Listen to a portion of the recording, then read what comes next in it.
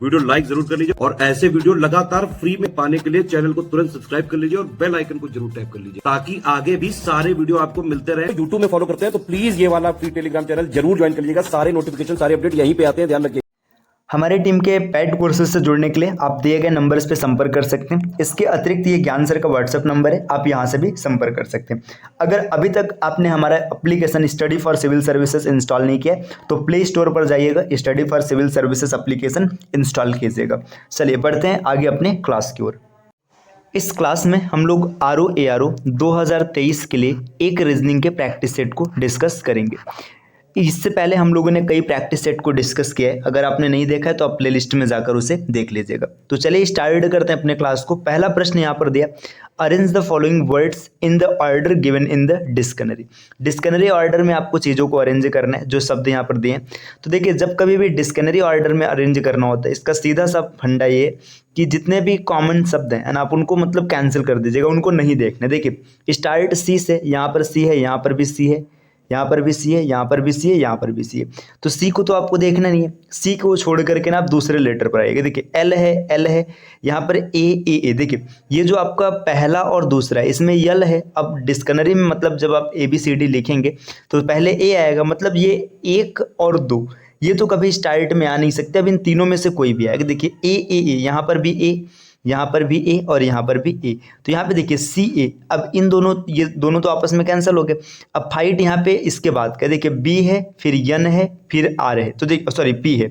तो अगर आप देखेंगे तो सबसे पहले B आएगा, B के बाद N आएगा और N के बाद P आएगा। तो यहाँ पे आपको पैटर्न मिल गया, पहले 3 को रखेंगे, फिर 4 को रखेंगे, फिर 5 को रखेंगे।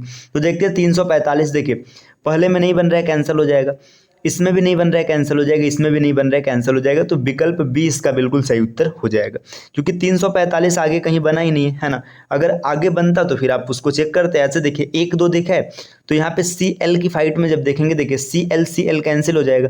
फिर A है, A मतलब 1 आएगा और फिर O का मतलब 2 आएगा। तो 345 12 इसका बिल्कुल सही उत्तर बनेगा। बाकी आपने पूरा किए बिना आप पहले इसका आंसर निकाल चुके थे। चलिए अगले प्रश्न पर आते हैं। प्रश्न संख्या दूसरा दिया है, when 75 is added to 70% of a number the answer is the number, find the 40% of the number। देखिए जब कभी भी किसी संख्या के 75% में 75 जोड़ा जाता है, देखिए कोई भी संख्या कितनी होती है, 100% होती है ना, 100% है। अब देखिए मान लीजिए आपके पास 75% था, आपने इसमें 75 और जोड़ दिया तो आपको ये संख्या मिल गया, मतलब 100% मिल गया। यहाँ से आपको पता चलेगा 25% की वैल्यू, देखिए इसको इधर ट्रांसफर करेंगे तो 25% की वैल्यू 75 है, तो 1% की वैल्यू कितनी मिल रही है, 3 मिल रही है। अब आपसे पूछ रहा है कि आप बताइए संख्या का 40% कितना होगा। तो 40% निकालने के लिए इसमें 40 से मल्टीप्लाई करेंगे, 120 इसका बिल्कुल सही उत्तर बनेगा, विकल्प ए। ठीक, तो देखिए जब कभी भी ऐसे प्रश्न आता है तो आपको डायरेक्टली याद रखना है कि कोई भी संख्या अपने आप में 100% होती है।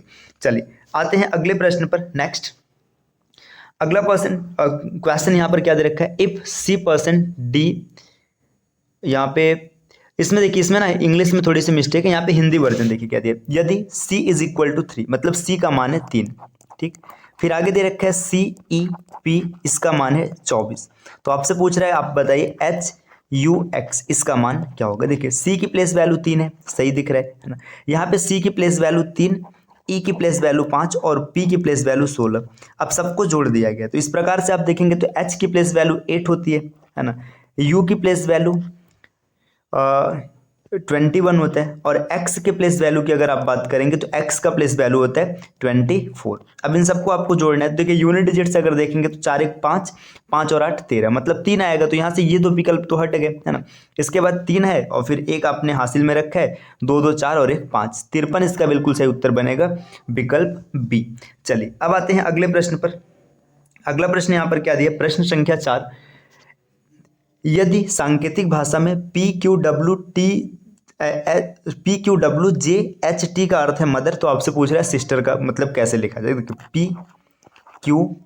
PQWJH और T, इसका मतलब क्या, इसका मतलब है मदर। देखिए यहाँ पे M आ गया है ना, इसकी वैल्यू O है, इसकी वैल्यू T है, यहाँ पर H हो गया, यहाँ पर E हो गया और यहाँ पर R हो गया। तो देखिए फर्क क्या क्या आ रहा है, अगर आप फर्क देखेंगे तो यहाँ से P से ना देखिए पीछे जा रहा है, कितना पीछे जा रहा है, NO। यहाँ पे अगर आप देखेंगे तो आप डायरेक्टली देख सकते हैं 3 पीछे गया है ना, तो यहाँ पे -3 किया गया।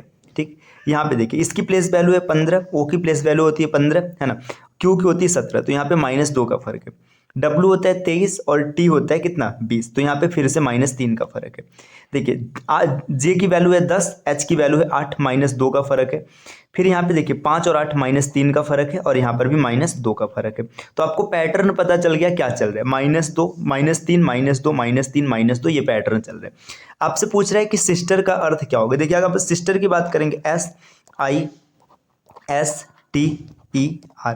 अब एक चीज ध्यान देना, यहाँ पे ना मतलब इसका अर्थ दिया है मदर, और आपसे पूछ रहा है कि किसका अर्थ सिस्टर होगा, तो आपको ये पैटर्न चाहिए।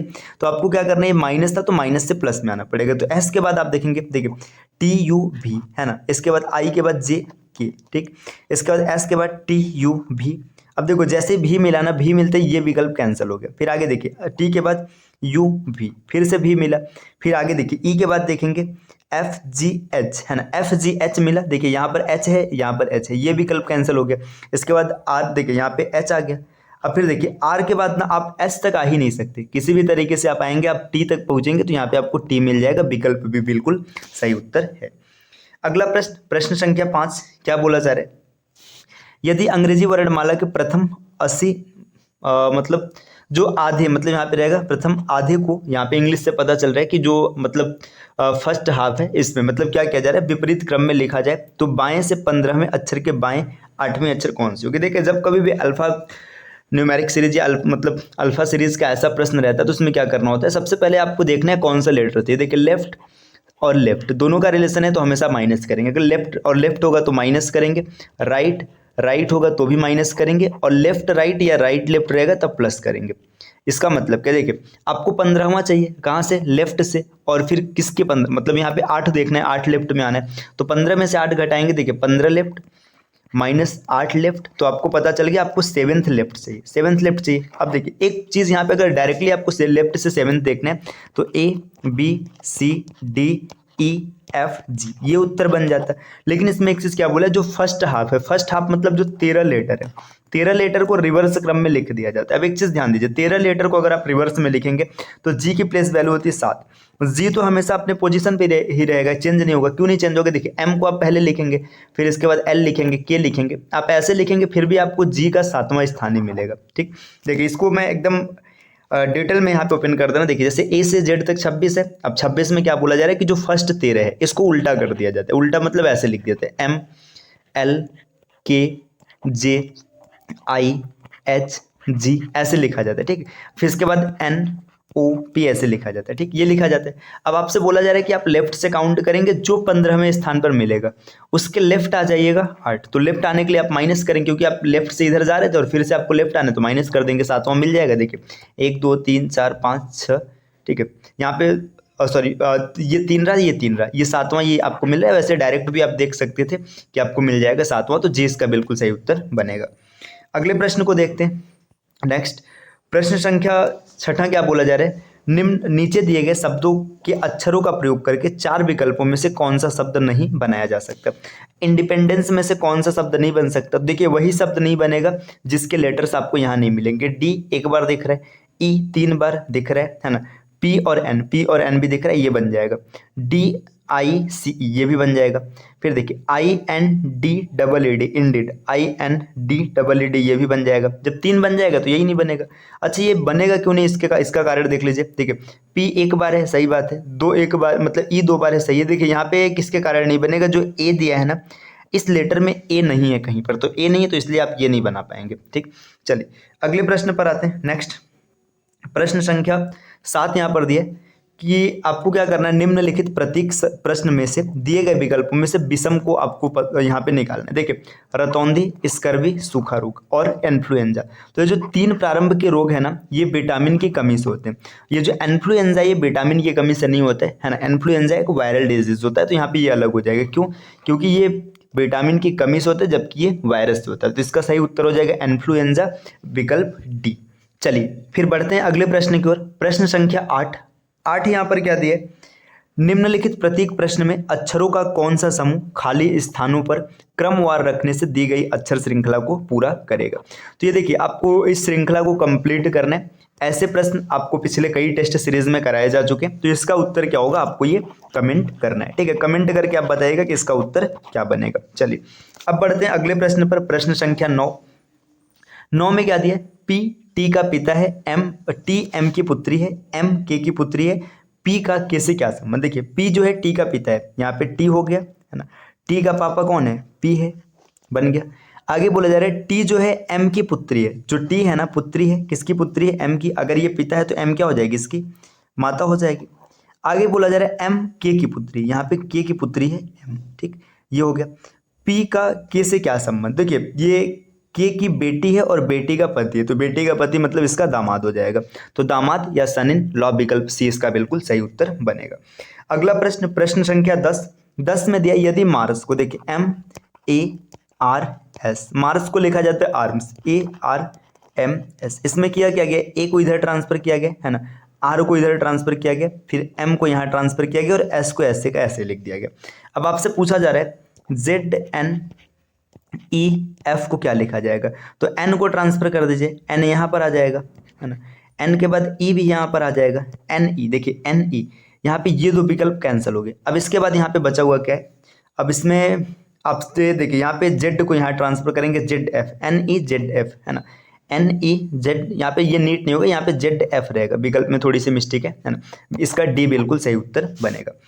अगले प्रश्न को देखते हैं। अगला प्रश्न क्या है? प्रश्न संख्या 11 पर दिया है यदि नोट है ना, N O T E, note है, नोट को क्या लिखा जाता है? पी क्यू वी और जी ऐसा लिखा जाता है। देखिए एन के बाद ओ पी, यहाँ पे 2 का गैप है ना, मतलब +2 हुआ है ना। ओ के बाद पी क्यू +2 हुआ है, टी के बाद यू भी +2 हुआ है, और यहाँ पर भी देखिए ई के बाद एफ जी +2 हुआ है। तो आपको पैटर्न पता चल चुका है, टाइम को लिखना है। देखिए टी के बाद यू वी आएगा, आई के बाद जे के आएगा है ना, जे के, तो यहाँ पे आपको यहीं पे मिल गया, विकल्प तीसरा सही हो जाएगा। अगले प्रश्न पर आते हैं। प्रश्न संख्या 12 दिया है अजय लड़कों की एक पंक्ति में दोनों छोर से 15वें स्थान पर है। पंक्ति में कुल कितने लड़के? देखिए अजय ना, आप लेफ्ट से देखेंगे तब भी 15वां है और राइट से देखेंगे तब भी 15वां। आपसे पूछा जा रहा है पंक्ति में कितने लोग हैं। देखिए 15वां कहने का मतलब पता है क्या है? इसके लेफ्ट मतलब इधर लेफ्ट में 14 लोग बैठे और इधर भी 14 लोग बैठे। क्यों? क्योंकि दोनों साइड से 15वां। जैसे आप पंक्ति में खड़े, मान लो ऐसे लाइन लगाए, कोई आपसे पूछे आप किस स्थान पर है, आपने बोला मैं तीसरे स्थान पर हूँ। तीसरे का मतलब 2 लोग आपसे पीछे, तीसरे पर आप हैं, ठीक। तो 15वें स्थान पर होने का मतलब क्या है कि 14 लोग इधर हैं और 14 लोग इधर भी हैं। अब 14 ये 14 ये 28 हो गए, 28 के बाद एक ये खुद है, 28 एक 29, तो पंक्ति में 29 लोग हैं। आप फार्मूले के साथ भी देख सकते हैं, total is equal to left plus right -1। Left से 15, राइट से 15, 15 और 15 30, 30 में से एक गया 29, इसका बिल्कुल सही उत्तर होगा। प्रश्न संख्या 13 में क्या जिक्र किया गया? एक महिला की ओर संकेत करते हुए शंकर ने कहा उसका पति गोपी का इकलौता बेटा है जिसकी शादी निधि से हुई है जो मेरी दादी है। महिला शंकर से कैसे संबंध? देखिए एक महिला की ओर इशारा करते हुए शंकर क्या कह रहा है? उसका पति, ठीक है, मतलब जो यहाँ पे महिला हो गई, महिला का जो पति है, ठीक। देखिए शंकर बोल रहे हैं महिला का जो पति है गोपी का इकलौता बेटा है, यहाँ पे गोपी आ जाएगा, ठीक। गोपी का इकलौता बेटा है जिसकी शादी, मतलब गोपी की शादी निधि से हुई है जो मेरी दादी, मतलब जो निधि है ना, निधि दादी है ना, और किसकी दादी है? शंकर की दादी। शंकर की दादी मतलब एक जनरेशन का, यहाँ पे देखिए ये एक जनरेशन का गैप आएगा, यहाँ पे शंकर आ गया है ना। वह महिला शंकर से कैसे संबंधित है? देखिए वो महिला के बारे में बोल रहा था, तो देखिए सीधी सी बात है। अब देखिए ना, ये दादी है, दादी के हस्बैंड दादा, ठीक है, दादा का बेटा, बेटे की पत्नी, और इसके बाद ये शंकर इनका बेटा यहाँ पे दिख रहा है, मतलब इस फैमिली ट्री के अनुसार। तो ये जो महिला के बारे में बात कर रहा है, महिला क्या हो जाएगी? शंकर की माँ हो जाएगी। विकल्प डी इसका बिल्कुल सही उत्तर बनेगा। अगले प्रश्न पर, प्रश्न संख्या 14 है। इसमें बोला जा रहा है ओजोन जैविक जीवन के लिए परम आवश्यक तत्व है। अच्छा ये में कथन दिया है, सॉरी माफ कीजिएगा, कथन दिया है ओजोन जैविक जीवन के लिए परमावश्यक है। इसका कारण क्या दे रखा है? ओजोन परत पृथ्वी को उच्च ऊर्जा विकिरण से संरक्षित करती है। देखिए पहला विकल्प सही है। क्यों सही है? क्योंकि देखो ओजोन जीवन के लिए परम आवश्यक है, सही है ना, क्योंकि ओजोन नहीं रहेगा तो सूर्य की हानिकारक किरणें पृथ्वी पर आएंगी। इसका जो कारण दे रखा है, कारण क्या बोल रहे हैं? ओजोन परत पृथ्वी को उच्च ऊर्जा विकिरण से संरक्षित करती है, ये भी सही है। पहला भी सही है, दूसरा भी सही, और जो मतलब ये है ना, दूसरा है पहले की व्याख्या कर रहा है, तो दोनों सही है और आर ए की सही व्याख्या भी कर रहा है, विकल्प ए इसका मतलब बिल्कुल सही उत्तर बन जाएगा। तो आगे बढ़ते हैं। देखिए अच्छा ये आज की क्लास रही है ना, हम लोगों ने आज एक टेस्ट सीरीज और डिस्कस किया है ना, तो इस प्रकार की क्लासेस लगातार चलती रहेगी। अगर आप इसी प्रकार तैयारी करना चाहते हैं तो हमारे टीम के पेड कोर्सेज से जुड़ने के लिए इन नंबर्स पे आप संपर्क कर सकते हैं। इसके अतिरिक्त प्ले स्टोर से स्टडी फॉर सिविल सर्विसेज का एप्लीकेशन जरूर इंस्टॉल कीजिएगा और हमारे चैनल सी सेट प्रिपरेशन को सब्सक्राइब कीजिएगा। वीडियो अगर आपको पसंद आए तो लाइक कीजिएगा और अपने फ्रेंड्स के साथ शेयर कीजिएगा। चलिए फिर मिलते हैं आपसे अगले क्लास में कुछ नए कॉन्सेप्ट के साथ, तब तक के लिए take care, bye bye and thank you.